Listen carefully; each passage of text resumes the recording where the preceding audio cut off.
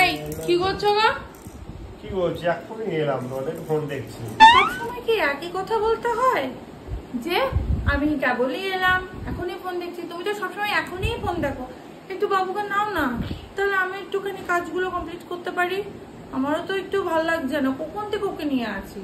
একটু নাও। নিচ্ছি, নাও না বাবা, নিচ্ছি। নাহলে তুমি যদি না নিতে পারো একটু মাকে দাও, নাহলে বাবাকে দাও, আমি নিচ্ছি। আর কত অজুহাত দেবে, কতজনাকে বলবে? সব সময় তোরা নেয়, তুমি একটু নাও ওকে। আমিও নিয়ে আছি কখন থেকে, একটু নাও না। এসে ফোনের মধ্যে মানুষ কখন ফোন দেখে? যখন বাড়িতে কেউ থাকে না তখন ফোন দেখলো, রিলস দেখলে ঠিক আছে না, সবাই রয়েছে তার মধ্যে ফোন দেখেই চলেছে, দেখেই চলে যায়। কিছু জিজ্ঞেস করো, আমি তো কেবলই এলাম, আমি ফোন দেখছি। আরে বাবা নিচ্ছি, নাও না, এখনই তো এলাম। আমি বসে থাকলেই তোমার ফোন ঘাটলেই তোমাদের চক্ষু শুল হয়ে যায় একদম। আমার বসে সহ্য হচ্ছে না তোমাদের আর।